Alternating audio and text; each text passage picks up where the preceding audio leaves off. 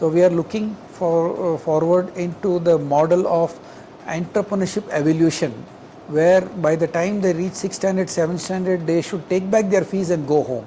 So we have developed an architecture and model in our Jain University, which we would like to bring down the line with the students with national education policy, where continuous assessment and practical project-centric learning approach will be the future. So mathematical problems, scientific situations can always be solved through experiential modeling, simulations.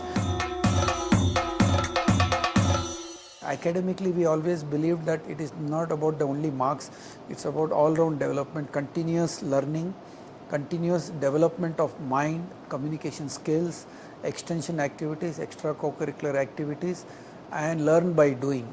So this applied model last 25 years has become a phenomenon now, and they are able to see the success in their life after they leave the school and go. They would have got at least 10 years of advanced knowledge because of that experiential learning.